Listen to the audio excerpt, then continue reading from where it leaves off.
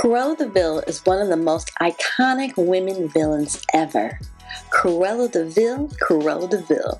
If she doesn't scare you, no evil thing will. In my opinion, her portrayal in 101 Dalmatians is an attack on wealthy feminine women who live by their own rules. Hear me out, she's definitely evil for wanting to skin the dogs and make coats out of them. There's no argument or question about that. But I have to wonder, I'm very suspicious, why make such a character a feminine, wealthy woman? So with that said, let's dive into 5 stunning characteristics of Cruella Deville that prove she actually was a boss.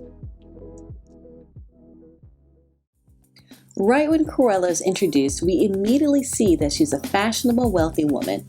When she enters the house, it is dramatic, darling. Not only does she have the striking black and white hair, red-lined fur coat, but peep the nuanced details of her look. Her eyeshadow, earrings, and cigarette holder all match, honey. She also has a very expensive looking car. Although they did do her pretty bogus by making her skin like that purpley gray tone. And she looks so much older. She's supposed to be the same age as Anita since they went to school together. And now that I'm thinking about it, she really is like the skinny, light-skinned version of Ursula. I'll see it. Okay, anyway, when asked how she's doing, she responds, "Miserable, darling, as usual, perfectly wretched."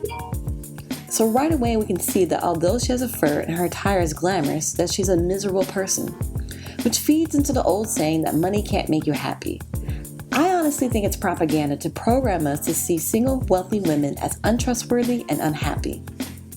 Immediately we see the contrast between sweet, simple Anita, who doesn't care about material things, and evil Cruella, who's obsessed with frivolous furs. When she says, "My only true love, darling, I live for furs. I worship furs."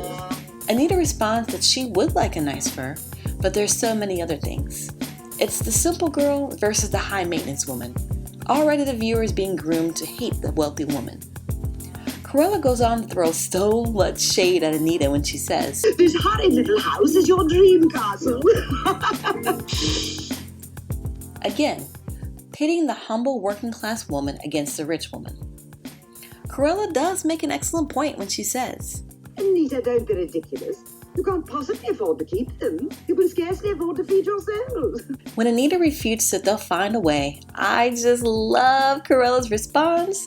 She starts cackling at the idea that Roger would be able to provide with them with his struggling music career, but more on that later. Anita is an example of femininity gone wrong. She is portrayed as just a super soft, kind-hearted woman, when in reality she's primed herself as a naive person just begging to be taken advantage of. When Cruella offers to pay double the price for the puppies, Anita refuses. My question is, why tell her when the puppies will be born and exactly when they would get their spots if you weren't trying to sell them? Make it make sense. It's the movie's way of again contrasting these two women. One is poor and humble and honest, and the other is rich, mean, and greedy. And in reality, just because you're poor doesn't mean you're automatically a good person. And being completely open with people who clearly don't have your best interest isn't a very good idea, ladies. While Cruella is in bed reading the paper with the news of the stolen puppies, we see that aside from the dress, makeup, fur, and heels, Cruella is girly in other ways.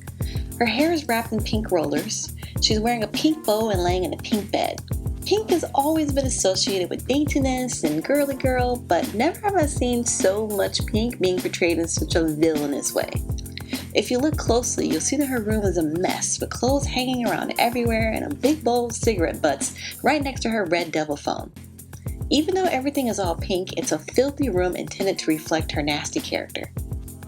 I interpreted this scene as a cruel villainization of the feminine woman.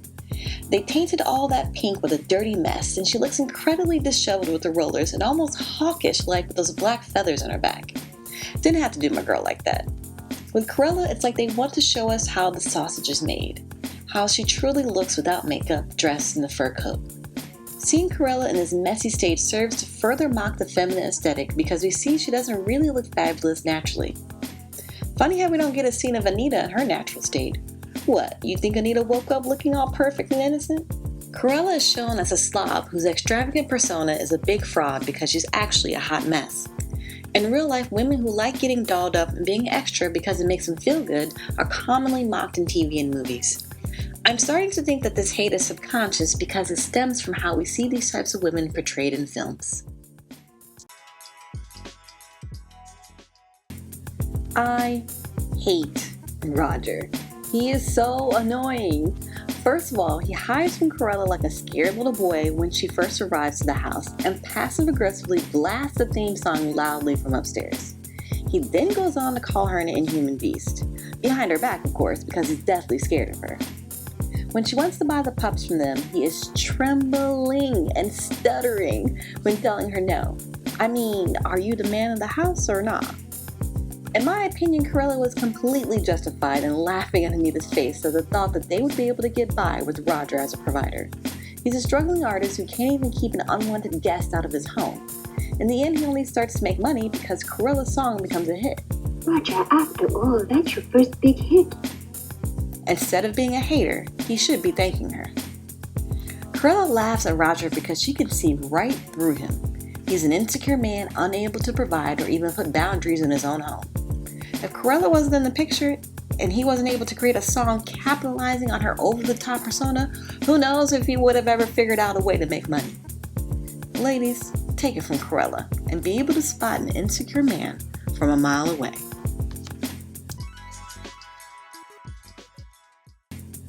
When she calls the puppies mongrels, the maid is sure to tell her, "You wait and see, they'll get their spots."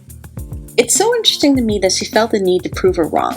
Like, what do you and these puppies have to prove to Cruella? Why care if she thinks they're inferior since they don't have spots?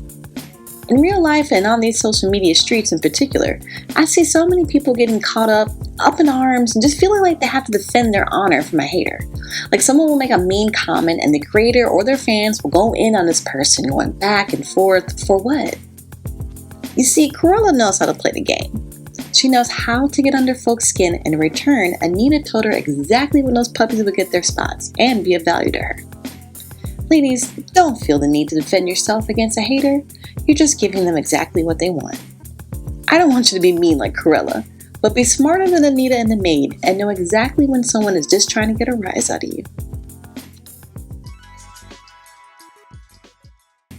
When the papers report that the puppies have been stolen, Cruella is very crafty and calls Anita to give her condolences. And in Anita's eyes, this makes her look innocent. Clearly, Cruella was doing what she could to cover her tracks. I mean, really, Anita, you fell for that? The henchmen are complete idiots. She knows the police are after them and the job has to be done right away. These fools want to finish watching TV first. Initially, she tried to be nice and just turned the TV off, but she ended up having to slap them around to get their attention. There's something about seeing this thin, femininely dressed woman slap around these two men that just cracks me up. It's Cruella who spots the paw prints and is able to determine where the dogs are headed, even though the henchmen have been trying to track them down for hours and hours on end. And unlike the henchmen, she's able to see that the dogs have covered themselves in black soot as a disguise. During the final chase, she's got the truck filled with the puppies right where she wants them, and these fools crash right into her. All this goes to show that she was the smartest woman in the movie, surrounded by incompetent people. Anita and her naivety, and the henchmen and their simpleness. Ladies, surround yourself with other intelligent people. Otherwise, you may end up with your very well thought out plans being sabotaged by incompetency.